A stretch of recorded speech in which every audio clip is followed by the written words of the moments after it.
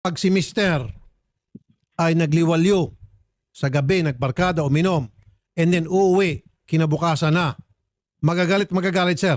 Kaya nga sabi kanina, paulit-ulit, baliktarin natin ang mundo. Si Mrs. ang nagliwalyo, magdamagan, sandali lang, sir. Nagbarkada, nagmotor, and then bumalik, kinabukasan, umaga na. Anong mararamdaman mo? Ilagay lang natin sa patas. Hindi mo pwedeng gamitin na lalaki kasi. Sabihin ko, babae rin kasi siya. Patas lang sa patas.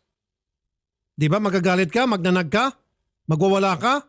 Oo nga, sir. Yun nga, yung kasalanan niya ay pagiging nager. Siguro, pag uwi mo, kinabukasan na, uwi ka lasing, madaling araw na, magagalit siya, magnanag siya, kuminsan siguro makakalmot ka niya, natural lang yon kasi may kasalanan ka. Dapat nagpapakumbaba ka. Amu-amuin mo siya. Ganun lang yon. Yes, sir, Happy na wife, lagi happy mo- life. Pag masaya si Mrs., masaya ang buhay mo, masaya ang buhay ng pamilya mo.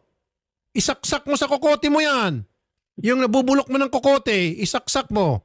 Make your wife happy and your life will be happy and your family's life will be happy. As simple as that. Tawa, hindi niya ito minamaliit. Hindi niya ito pinapahiya. Hindi tinatanggalan ng pagkatao ang kanyang minamahal. Ang totoong lalaki, hindi tinitingnan ng sarili na masigit sa iba eh. Lalo na sa mga babae.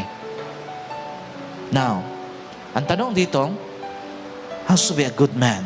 Especially, bilang isang tatay, bilang isang ama. Paano nga ba maging isang mabuting ama at maging mabuting tatay sa ating mga anak at sa ating tahanan? Alam niyo po, number 1, good man never humiliate anyone, especially the woman he loves. Ang mabuting lalaki, mabuting tatay, hindi kailanman nagmaliit ng ibang tao, lalo na ng kanyang asawa. Ang isang totoong tatay, totoong lalaki, totoong mabuting ama ng tahanan, kailanman hindi minaliit yung babae na binigay sa kanya ng Panginoon. Hindi kailanman sinaktan yung ibinigay ng Diyos sa kanya.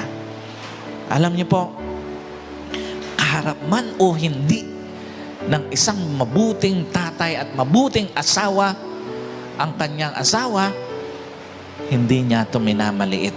Hindi niya ito pinapahiya. Hindi tinatanggalan ng pagkatao ang kanyang minamahal.